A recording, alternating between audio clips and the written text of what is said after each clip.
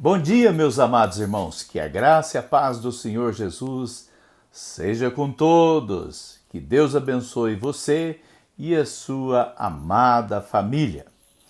Meus amados irmãos, nós estamos caminhando com Jesus. No vídeo anterior, nós estivemos com Jesus no momento da sua circuncisão. Hoje, nós vamos fazer a primeira viagem com Jesus. Nós vamos de Belém para Jerusalém, cerca de 9 quilômetros, e geralmente estas viagens eram feitas a pé ou em lombos de burro, não é? Então era muito interessante, ou é interessante, nós passarmos por aqueles lugares e percebermos tudo quanto aconteceu naquela região da Terra Santa. Imaginarmos por aquelas estradas onde passaram pessoas amadas nossas como Abraão, Isaque, Jacó, Elias, não é? Quantas vezes nós deparamos com Elias caminhando a pé por aquelas estradas? Muito bem, agora, um bom tempo depois, é a vez de nós vermos José e Maria levando o seu filhinho nos braços para Jerusalém.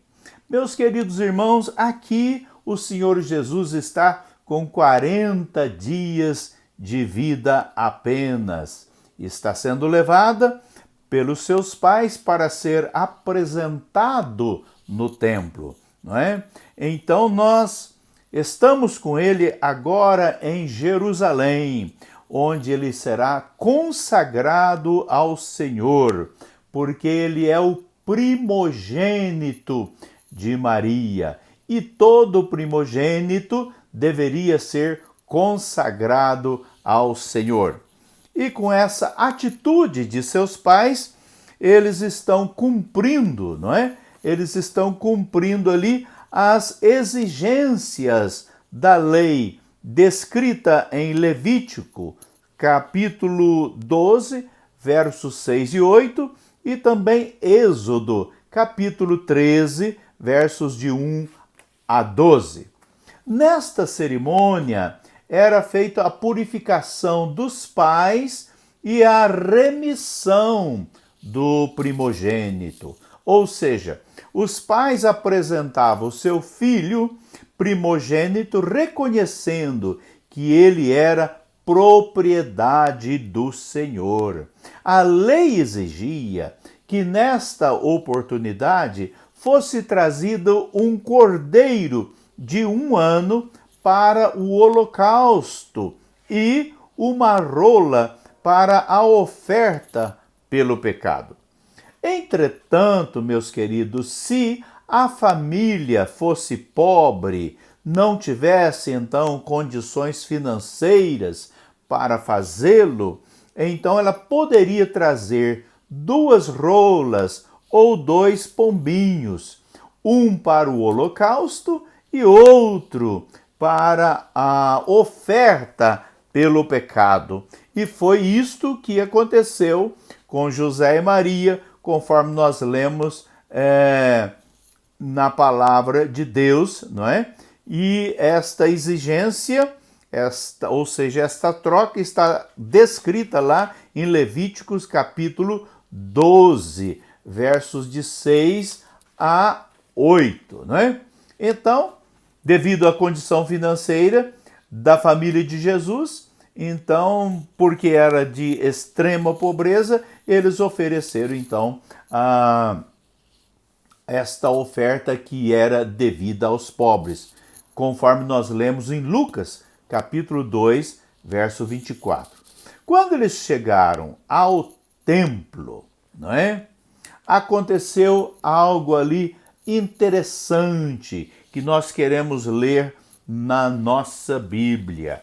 Havia em Jerusalém um homem cujo nome era Simeão, e este homem era justo e temente a Deus. Ele esperava a consolação de Israel. E o Espírito Santo estava sobre ele. E lhe fora revelado pelo Espírito Santo que ele não morreria antes de ver o Cristo do Senhor. Ou seja, o Espírito lhe mostrou que antes que ele morresse, ele teria o privilégio de ver o Senhor Jesus. E sendo assim, avisado pelo Espírito Santo, ele foi ao templo. E quando os pais trouxeram o menino Jesus para fazerem por ele segundo o costume da lei, Simeão o tomou em seus braços, ou seja, pegou o menino Jesus nos seus braços e louvou a Deus e disse: Agora, Senhor, despedes em paz o teu servo, segundo a tua palavra, pois os meus olhos já viram a tua salvação. Ou seja, Senhor, agora eu já posso até morrer, agora eu já vi o Salvador, eu estou feliz porque contemplei o Messias, peguei o Messias nos meus próprios braços. E aí ele diz, o qual, isto é, a qual, não é? Tu preparaste ante a face de todos os povos, luz para a revelação aos gentios e para a glória do teu povo Israel. Enquanto isso, seu pai e sua mãe se admiravam das coisas que ele dizia. E Simeão os abençoou e disse a Maria, mãe do menino: Eis que este é posto para queda e para levantamento de muitos em Israel, e para ser alvo de contradição. Sim, e uma espada traspassará a tua própria alma, para que se manifestem os pensamentos de muitos corações. Havia também ali uma profetisa chamada Ana, filha de Fanuel, da tribo de Asser. Era já avançada em idades, tendo vivido com o marido 7 anos desde a sua virgindade, e era viúva de quase 84 anos. Não se afastava do templo, servindo a Deus noite e dia, em jejuns e orações.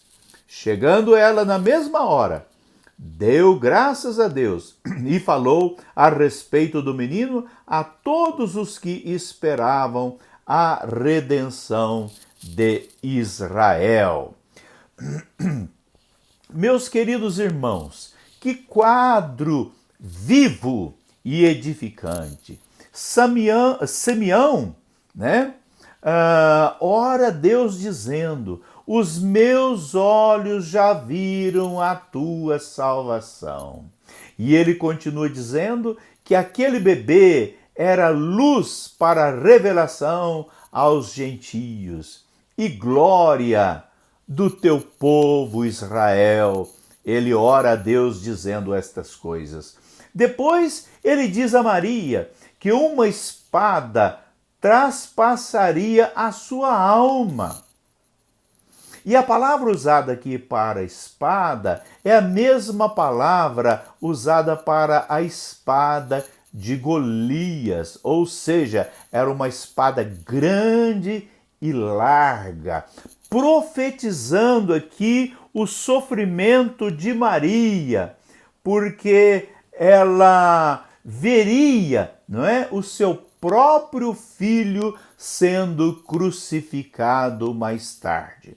Então, ele está usando esta figura para dizer a grande dor que ela experimentaria. Entretanto, meus queridos, esta dor era por ver o seu filho entregando a sua vida por cada pecador, por cada um de nós.